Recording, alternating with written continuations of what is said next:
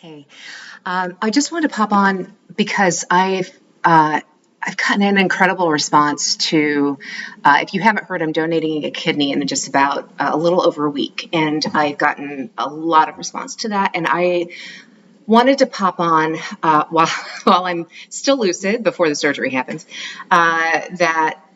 For thank yous, I want to. There's a lot of people I need to thank. So this video is slightly long, but this is important to me to do. And I know that people have surgeries every day, but there's been such, again, an incredible response to this that I wanted to just come on and talk a little bit about this from my end as well.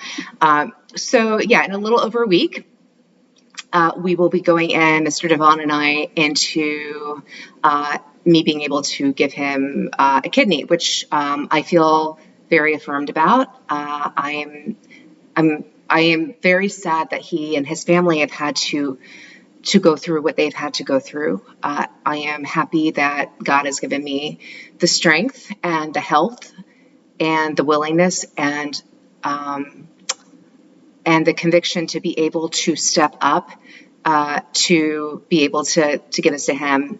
His family means a great deal to me, and he's like a brother to me. I'm very happy that this has worked out so he can exhale. He can know that moving forward he is set. So, but with that, the reason I popped on is I really just want to. There's several people I do want to thank in advance. All of the people that donated leave days for both Mr. Devon and myself. A huge thank you, because now we can rest easy, healing in enough time without having to worry about not getting paid. So thank you so much. A few people have said to me that they've donated days, and thank you for doing that. If you did donate days, I would love to hear from you, just so I can write you a thank you note. I was brought up in a household every Christmas with thank you cards for in my stocking, and I want to make sure to send you a thank you card. So please let me know if you were someone that very kindly donated days to me, so I can thank you properly for that. I also want to give a huge shout out to my Fuquay Varina Middle supervisor, my immediate supervisor, Dr. Dana Vega, who is not only just a superstar who I adore, but when we found out the news and it was announced to the staff about this news, she like Kristoff style, ran over to me and said, "What do you need?" And it was like immediate. And within the same breath, she also said, "I can set up a meal train for you. I can also, if you don't get enough days, I can give those to you." Like, it was just so generous. So, Dr. Vega, thank you for setting up the meal train. And thank you to all of my colleagues at the school who are contributing to the meal train. It will help a lot during this time, and I'm very, very grateful for that. So thank you to y'all for that. I also want to thank my Wake Tech colleagues. For those that don't know, I am the theater and dance middle school theater teacher. I'm going to start that again. I am the Fuquay Varina Middle School theater and dance teacher, but I am also an adjunct in the theater and communications department at Wake Tech. I have been for a few years now, also an incredible department of people, and they have given me a very generous healing gift as well, that I'm very thankful for. So thank you to my beautiful colleagues for that. Thank you to my neighbor, Mr. Tom, across the street, who has offered to mow my lawn, my acre that, oh man, I didn't know what I was going to. I love mowing my lawn, y'all. I've got a Ryobi. She's green. Her name's Elfie. We sing Defying Gravity together while I'm mowing away. I'm going to miss it for October, but that's okay, because Mr. Tom can sing Defying Gravity if he wants. But anyway, so thank you to him for doing that. And also a huge thank you to all of the news and media stations. Oh my goodness. I had this conversation with my mother, who's a retired award-winning reporter, journalist, and she helped me to realize that the story, which has been a little daunting in the attention, she helped me to realize that it was good for people to hear, because if they were ever scared of being able to donate an organ or something, being able to see the story and knowing that that you're going to be okay, that there isn't anything to be scared of, and there's a reason why the doctors know what they're doing, and that I do feel safe and I do feel held, and to share that with them. And I thought, yeah, I can do that.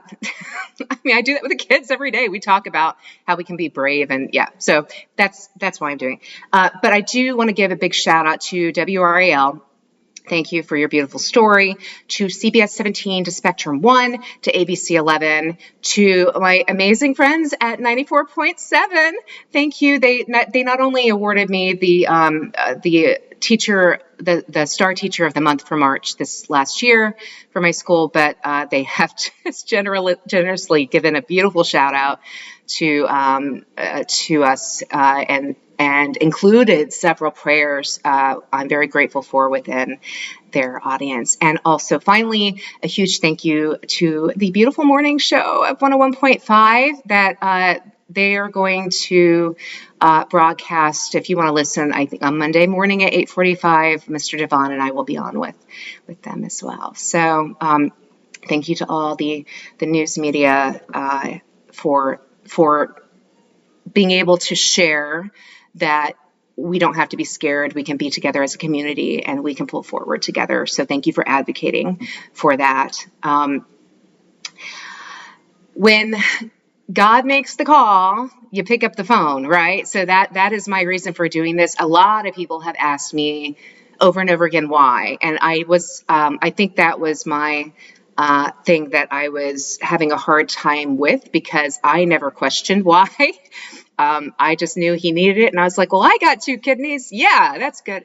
And what was good about this process, y'all, is I know, like, we have overscreened everything in both of our bodies, so we know where everything is. I know I'm super strong, I'm healthy. Right. So I feel held, I feel safe. God has given me so much. It makes me almost tear up knowing how much he has given me. I feel very blessed, very thankful for how much he loves me, how much he has continued to forgive me for many mistakes I have made, and that he has said, you know what, I trust you and I want you and I choose you to be able to do this for him. And this would mean a lot if you could step up. And yeah, I was like, yeah, God, I'm not going to put you on hold. We're going to pick up the phone. We are going to take the call. And I'm so honored, y'all. It's been a very good year. I don't want this to seem narcissistic in any way, but I just want to say that, again, God is so good. And it's not, you don't do this for the rewards. You do this because we're a community, right? We want to step up and help each other. I'm sorry, this is a very long video, but for me, y'all, this has been a very good year. I had my first play published. Twas the Night Before Christmas Spectacular, which was published by the incredible people at Drama Notebook and is available. That play, the reason that one is published more than my other ones, means a lot to me, because when it was produced at Fuquay Varina Middle, and on opening night, when it was produced that morning, at the morning of opening night, when the kids were going to open my show, we had a school shooting at the school. It was just terrifying. And we thought we'd have to close the show. But as a community, the kids, the parents, and I got together. We were brave together, and we said, you know what, the community really needs joy right now. We really need to come together in this spirit of this play and bring joy. And the kids showed up. Gosh, it makes me tear up again. The kids showed up in a gorgeous way where they stepped up and said, we are going to do this show and we are going to bring joy and connection to our community because they need it right now. And they did.